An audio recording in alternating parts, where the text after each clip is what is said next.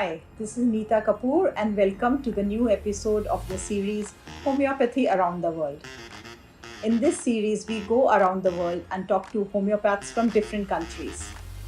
We talk to them about various topics all related with homeopathy like homeopathic practices and homeopathic education. We also talk about the status of homeopathy in their country. Our guest today is from a country, or rather, I should say, the only country that spans into the entire continent. Yes, it is Australia, and our guest is Dr. Divya Bhatt. Dr. Divya is a classical homeopath, and she lives in Canberra, the capital of Australia. She has a well-established private practice called Salubrious Natural Therapies. So Divya, welcome to Homeopathy Around the World, where we will discover more about the prevalence of homeopathy in Australia. We are happy to have you over, Divya.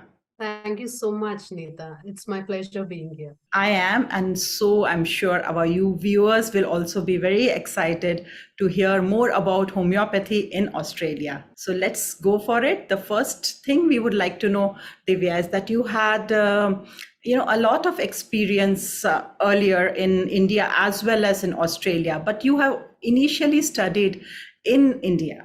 You have done your bachelor's degree in homeopathic medicine and surgery. You are an MD specializing in organon and homeopathic philosophy. You have worked in India since 2008 and then you moved to Australia in 2016. So since then you are working in Australia as a homeopath here.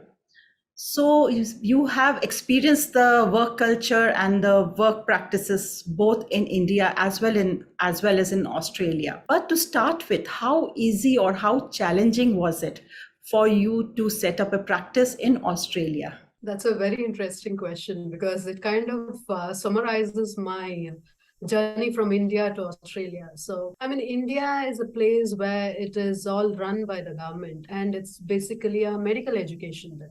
So a lot of people are aware of homeopathy there. And when I moved in 2016 to Australia, and even before I moved in, I had to inquire as to how I need to register and things and all. And then I got to know, okay, there's something known as Australian Register of Homoeopaths. And it's funny, though I've done my MD, I had to sit for an exam. Like I had to do an oral exam, I had to do a case taking, and I had to do a written exam to get the license to practice. Yeah. And a lot of people are aware of naturopathy. Very less people are aware of homeopathy here. And to explain that homeopathy is not naturopathy, it's slightly different. And we actually follow what Dr. Samuel Hahnemann has advocated. It was quite challenging initially, but it's all word of mouth. I'm in a better position today, and my practice has changed over the years. And I've been lucky to have wonderful teachers all through my journey. And now that I'm studying under Professor George Vithoulkas as well, he has opened up quite a lot of things for what I had questions about. Yeah, it's amazing. And moreover, I also understood that one of the big differences was that people are aware of naturopathy. And the one thing that you had to do, unlike in India where homeopathy is very popular, here you need to educate your clients and patients about what homeopathy is first. Yeah, so that's also one additional, kind of role that you had to play as an educator to general public about what homeopathy is in Australia, right? When I came here, the first thing I realized was naturopathy is more like an industry which is not kind of, you don't have a proper medical education here for naturopaths. Unfortunately, I would like to see a day when it would bloom up to be a medically oriented thing because, see, even the founder of homeopathy, Dr. Samuel Hahnemann, he was a doctor himself. And he actually knew what was the pros and cons and where we could apply homeopathy, where we couldn't. And we are dealing with human beings here. So we need to know what our options are.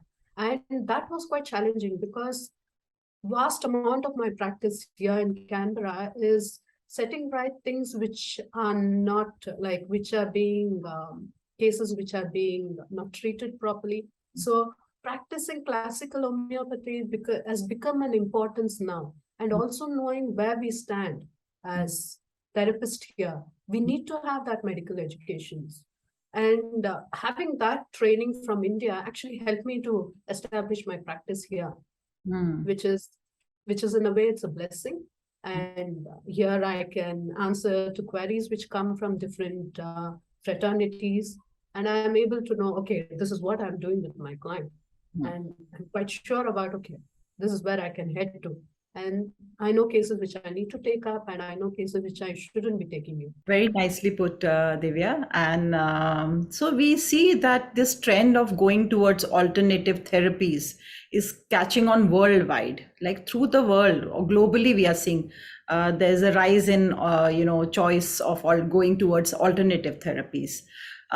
Is this trend seen in Australia too, or and also especially for homeopathy? Do you see this trend, the increase in number of clients and patients inquiring about alternative therapies and homeopathy? Yeah, like I've seen that trend. Kind of grow. Because when I enrolled into homeopathy back in India, in Bangalore, southern part of India, not a lot of people knew about homeopathy then. They used to call it Homeopathy. And we are like, no, we are studying homeopathy. It's not Homeopathy. And here I come. Everyone is like, oh, you're a naturopath. And that kind of, no, I'm a homeopath. Like, though I might be called a naturopath, I'm still a homeopath. And a lot of people here in Australia have, I would say, more awareness of natural therapies. Like in India, people would explore other medical fields and then come to a homeopath. Here, it's a different thing. They will go explore the medical field, and then they will go explore the naturopathic field, and with all the herbal medications, and then they will come to us. So, and it's like a big journey they would have crossed before they come to us. And however, over the few years, and even with Canberra, though it's the capital of Australia, it's quite a small city in itself. It's not as huge as Sydney, Melbourne, or even for Perth, and even Adelaide. It's very small. So when I started, very few people knew what homeopathy was. But in a way, even that NMHRC report which came out kind of popularized homeopathy. People started inquiring, what is homeopathy? What do you do in homeopathy? Why are these small pills? Is it going to help me? And one gets better, the other one gets better. So, and that's how each one of us who have been working well in Australia, by God's grace, it's all because of word of mouth. And they see that classical homeopathy helps them. Actually, that's the most rewarding thing. People coming by word of mouth. Yeah, that's the right way, actually. One experiences, one is benefited, and one shares. And that's how it kind of gets popularized. I think that's the best way to go. And glad to know that things are going well there in Canberra for you, Divya. Maybe you answered partially, part of it, but still, we would like to know, why do you think people are preferring to go to alternative therapies? Why is this shift happening? And you said that people like to go towards, maybe even start with naturopaths. But why is this that from conventional medicine, people prefer now going towards alternative medicines first? Like, see, people want kind of a permanent solution. Other modalities we are talking about, they give short-term, relief. That's what my clients tell me when they come to me with their experience of taking all these medications. And homeopathy, they find a kind of a long-term solution.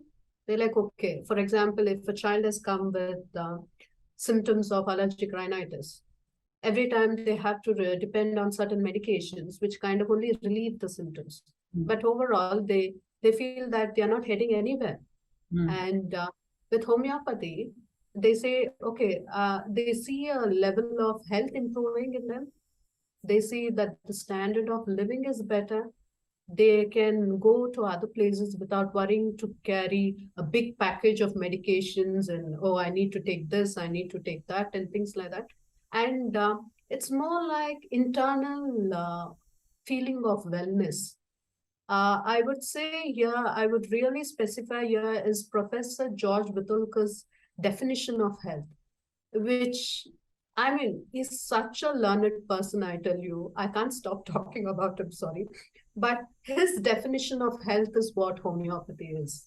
It is all complete. Like, it's not only physical symptoms, it's something internal. And people come to homeopathy because of that.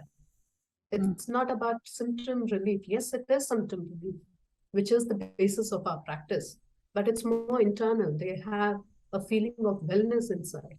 Like, yes, I feel better now. Like, even person who feels dull or who doesn't feel motivated, they come to us and say, I know I'm actually motivated to do these things. I feel more energetic. I mean, what more can we want from? Like, it's like holistic. It completely gives you that whole feeling of So it is this long-term solution that the patients get. It is this sense of wellness that probably, it may not be quantified anywhere.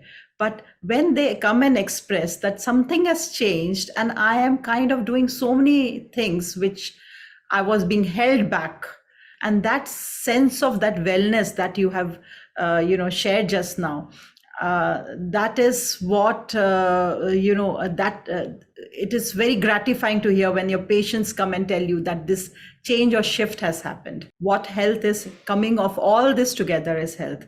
So thank you for sharing, Divya. This was very, very, I thought it came up at a time, and it's good for the viewers to know how health is defined by Professor Vithoulkas. And that's the real sense of health or wellness that the patient should experience. And that's what we will call as cure. Yeah, very Thank interesting. you so much, Neeta, because I remember the first time I came across definition of health was when we were studying preventive and social medicine when I was in year 2 of my BHMS. And there was always this question, and even with that definition, the chapter goes on to say a person with no issues on mental plane and physical plane, but still, it's still kind of, even WHO says that the definition of health is not in itself complete. But when through the e-learning program offered by the International Academy of Classical Homeopathy, I came across this definition. Oh my goodness, I was just stunned. I was just amazed that this person, professor, must have had such deep thought or such insight into this, that he came up with such beautiful definition, which kind of completes what health is. It gives a complete meaning to it. What professor says, health is freedom from pain in the physical body, a state of well-being, freedom from passion on emotional plane, resulting in a dynamic state of serenity and calm, and freedom from selfishness in the mental sphere, having as a result of total unification with truth. That's what Professor kind of summarizes what health is. It would be interesting to know what is the history of homeopathy in Australia, and how did homeopathy reach Australia? I should thank one of the person who actually kind of has done quite a wide research on history of homeopathy in Australia. Her name is Barbara, and she has done quite a lot of research into it. So from what I have read, in the 1840s, homeopathy was introduced by an Englishman who traveled to Sydney, and his name was Dr. Stephen Simpson. And he was the first one to bring homeopathy, and the first city was Sydney. And he started practicing and started establishing clinics and all. And later on in 1842, Australian grown person, like our home homeopath, we can say, his name is Dr. William Sherwin. And even he studied homeopathy from England. And he went on to practice, and he also established clinics in and around Australia. And in later 1870s, I don't specifically, I think it's around 1876, there was the Melbourne Homeopathic Hospital, which was established. It was the first homeopathic hospital to be established. And this was later on converted into a proper medical hospital, and now they call it the Prince Henry Hospital. So all these different people, and there were different, like Australia, it's, as you said, so even for us to reach somewhere to Western Australia, it's like a different continent to us. It's like a different country to us, if I have to say.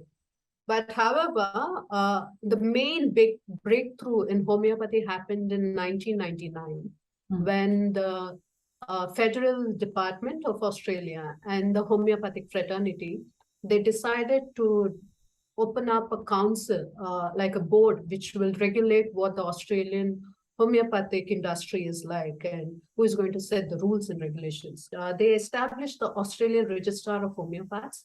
That was the major breakthrough. And it's still functional. And these are the people, it's run by volunteers, and they regulate the industry. And the government actually gives the rules and regulations, and it also regularly questions. We very fondly call it as AROH, abbreviation of Australian Register of Homoeopaths. So AROH, and they regulate the whole practice. Very interesting to trace back the history and see how it came from one homeopath, reached Sydney. Then, it was interesting to know about the homeopathic hospital in Melbourne. Yeah. And then nice to know that it is, properly regulated by the government here. So in Australia, looks like that it is a lot of work is being done to regulate all the industries which are related to medicine. And glad that homeopathy falls, under that purview, and it is, and you got your AROH there. I like the acronym, the AROH, yeah, and may it have its pointed, journey and a single pointed focus of bringing success to homeopathy.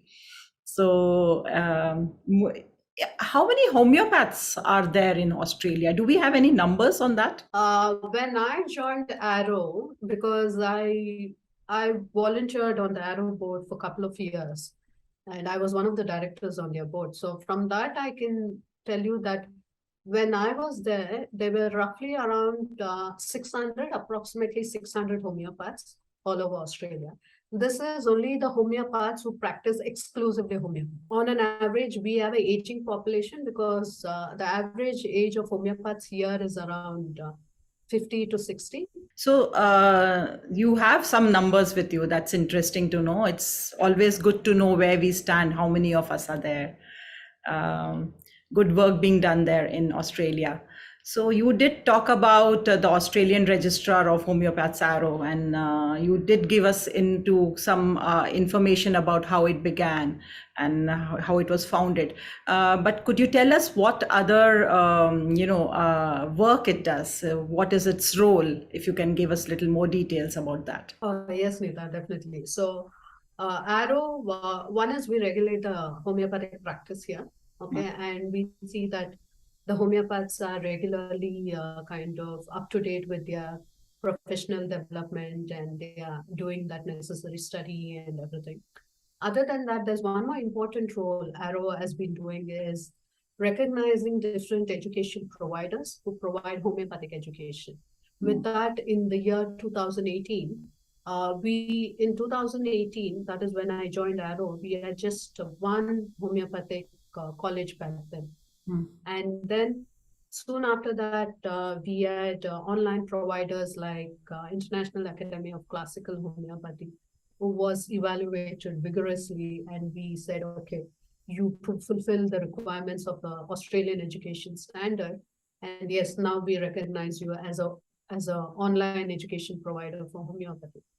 And as I said previously when you asked me, one of the concerns is we have an aging population in the homeopathic fraternity. And because of this recognition of online courses, now people from every walks of life, they can study homeopathy and they can practice classical homeopathy the way it is meant to be. It was encouraging to hear that, the IACH, e-learning course has been scrutinized well at Australian end, and it has been approved. So it gives a big opportunity to people who are keen learners to take up this course. So it is, heartwarming to know that, a lot of new things are also happening, and people are accepting and progressing in their own ways. Yeah, and I would like to add a point here, Neeta, Hmm. is not only is the e-learning program, the 2-year e-learning program offered by ACH is scrutinized in Australia, and it has been approved and officially recognized by AROH. It is also recently has been approved by the New Zealand Qualifications Authority, and it has recognized the e-learning program by ACH officially. So congratulations for that. I'm sure there was a lot of hard work behind it, submissions, getting it, there may be queries, and it has passed all that. Congratulations for that. Yeah. Yes, there's a lot of hard work which has gone by many people, and it has brought its results. Yeah. So, and especially now talking of hard work, I can, Divya, I came across you some articles, and that I read one of yours. It's a very interesting article on Hahnemann, the great researcher of his times, the founder of homeopathy, the father of homeopathy. So the enormity of his work is well covered in this article. It's very beautifully written. It was interesting to read about the law of similars, about how it was conceived. Can you tell us a little more about that? It was a time when I will say that the homeopathic fraternity was shaken up here. Like people, it was also the time when I was one of the directors on the AROH board. And one of the queries from the other homeopaths was they didn't have that courage to practice. They felt insecure to practice because how am I going to answer people? Like, how am I going to move forward? And the editor of Similia, for whom I wrote this article, he approached me that, okay, can you write something? And I told him I would like to write about Hahnemann. And he's like, why? Why would you like to write about Hahnemann?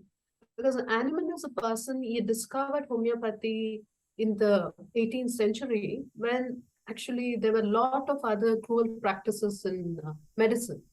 And a lot of people criticized him, a lot of people made fun of him, but still he stood by time. He did not stop at one experiment with that cinchona bark tincture. He continued his journey. He came up with different editions of organol. Even with organol, he did not stop at just one edition of organol.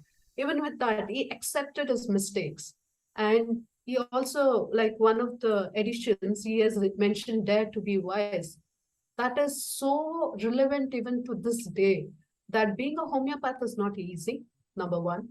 We need a lot of dedication, and our learning journey never stops. That's why I'm still learning through the e-learning program, even after doing an MD. And the other thing is, he has lived his life. Like, he has thought what a homeopath should be like. And he himself, even to the last moment, he has researched, and he has shown us different modes of preparations of homeopathic medicines as well. And even with all that, he never stopped. And we, just because we have few challenges or we have certain people coming and questioning us, what is this? We are held back and like, should I practice homeopathy? I thought that was the right time to kind of publish that article. So people get to know that this man who is the founder, his journey was not smooth. And even our journey is not going to be smooth. It's going to be challenging every day. And we have to live up to it. A bit more dedication, a bit more of study. And he's one of the person who pushes me even to this day, of course. And all my mentors since college and all, and also professor. So that article, it summarizes everything in a whole, how Hahnemann's journey was, and why we as homeopaths, we have to imitate him very properly. Like, that is the ending sentence of my article.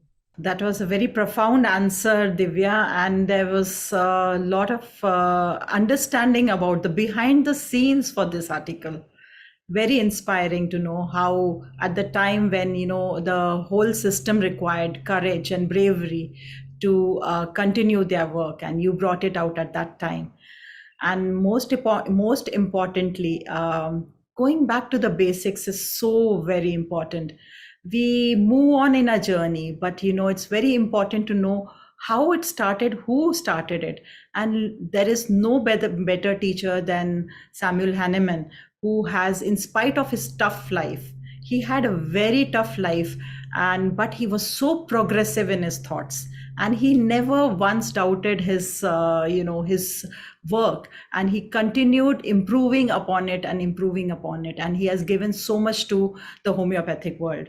So to all people who have keen interests in knowing about homeopathy, not only them, even people who have studied homeopathy or practicing homeopathy, once in a while we should revisit the life story of Hahnemann, and it will give us great strength. I'm so glad, Divya, you brought this up, and the viewers get an opportunity to know more about it. So, Divya, we know from your introduction that you have a bachelor's degree, and you have BHMS degree, you have done your MD, and yet you went ahead and enrolled for this, diploma in classical homeopathy from International Academy of Classical Homeopathy, Greece. Um, what made you do that? How did you come to this decision? It wasn't an easy decision because when you see the content of the course, it's quite huge. And I would really congratulate ICH in this because they have meticulously put that whole homeopathic content into this 2 year, into different modules. Even that is a big task in itself. When I learned about this course, see, when I did my MD, as you know, I did my MD in Organon of Medicine and Homeopathic Philosophy, the core work of Dr. Hahnemann. Even in that time, I had a lot of questions with regard to my practice, like what I see in my practice. What is it? Am I doing the right thing? And deep inside, you feel that you're doing the right thing, but you do not have a written proof to it. Like Organon is a wonderful writing, chronic diseases and even Metramedica Prura, everything is so beautiful. But it was written at a time when Hahnemann was there, like in 18th century, early 18th century, and going on to 19th century. And then there are a lot of things which has happened. Now, like bacteria was discovered, then came the era of antibiotics, then we had a lot of other medications, and then man's disease has also evolved. Like from the time we have, like even our ancestors, what discomforts they had is different to what we are experiencing at the moment. And now even allergies has become so rampant. I'm like, well, we didn't know what was pea allergy. I don't know what was lactose intolerance. Like even coming from India to Australia, I would say allergies is not so rampant in India, but I see it forms the basic thing of Australian practice here. I had these questions, and these questions, I can now proudly tell that I have a written proof, thanks to Professor George Vithoulkas, his thorough, what to say, how do I put it, his thorough research on Organon. He gives you beautiful explanations, practical explanations. He gives you directions in his levels of health. He gives directions as to how you move about when you're stuck up in a case. And I would say every homeopath needs to do this course because it gives you an understanding, a deep practical understanding of Organon. And also because levels of health and also the continuum theory kind of makes it complete. Like how I said, definition of health from the preventive and social medicine textbook was itself not complete. But when I saw Professor's definition, I felt, yes, this is what we experience as human beings, right? Like I might have a headache, I'm free of headache, but if I'm still dull inside, there's no joy. But that joy and everything is addressed in that definition. And so also in the e-learning program. It gives a practical explanation. I mean, it's a practical guide, I would say, to do a authentic classical homeopathic practice. Yes, I totally agree with you here because we are taken back to the basics of homeopathy. Yes, and we are made to understand why it is important not to move away from the foundations and the basics. And then it is its application in today's world, today's issues, today's health diseases, all of that, how it is applied for today is very, very well understood when we see the live cases, when we see how they are, how what the approach is, and also applying the old principle still stands true even to today's situations. Happy that Divya, you could so beautifully in simple words explain that why we still need to keep studying, and to study not only the progresses but also going back to the basics. Today, Divya, you have taken a decision to be a homeopath. You have an experience of being an homeopath. How do you, looking back, how do you feel about the decision to be a homeopath? What are your thoughts on it today? If you look back and see, was it a good decision to take, or what's happening here? I, as a child, since the time I remember, I always played this doctor. Like I always wanted to be a doctor in the role play. Always the doctor, not even a nurse, because my father is an eye specialist. He's a medical doctor. My mother is a registered nurse. She's retired now, and both of them have retired. I have always brought, I mean, I have seen that around. I have been in the medical environment. For me, being a doctor was everything. And then when I actually did the medical entrance in India, it's very tough competition there. And then I missed it by just few marks. I was devastated. And then one of my friend who took up Ayurveda, she actually told me, "Oh, you need to apply for Ayurveda." I sent my father to get the forms. He brought the homeopathic form. I was like, "Dad, I mean, what's wrong with you? Why would I go about selling sweet pills?" This was exactly my words back then. But anyway, it was no, give it a try. Why do? And I don't know. I actually prayed that whole day before I went in for a seat selection. Something in me told that I'm just going to select homeopathy.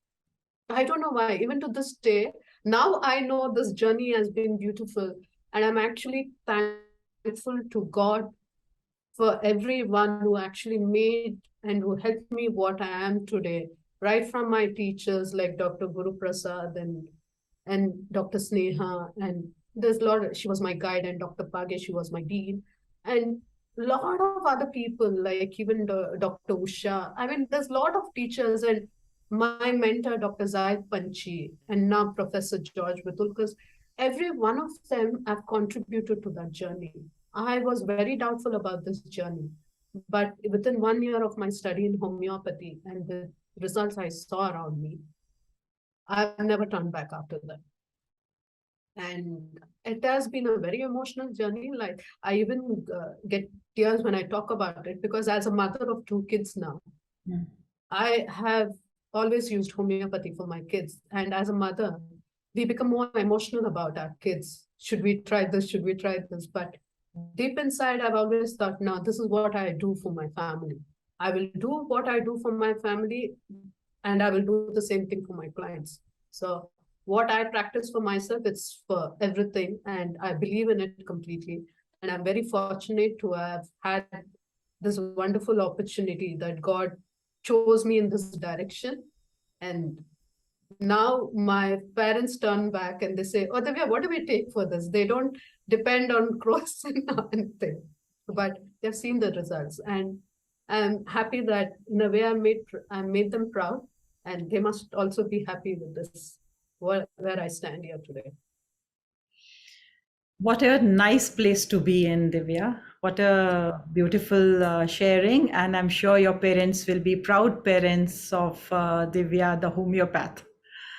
And, moving on, I can see that you are also doing a lot of work other than just being a homeopath. but in the field of homeopathy. I see that you're the coordinator for the e-learning course for the International Academy of Classical Homeopathy, Greece. You are the coordinator for New Zealand. So we wish you all the success in spreading this light of homeopathy down under in Australia and New Zealand. But before we end, we come to my favorite segment of this episode, and it is called A Toast to Homeopathy. So there are three simple words, but three most defining words in homeopathy. Similia similibus curanta. So what we will do is, we've got our, do you have your orange juice toast here? Yes, definitely. Yeah, I remember that. Yes, there you go. So let's toast for the progress of homeopathy. And when I say let's go, let's say together the three words. Let's go. Similia similibus curanta.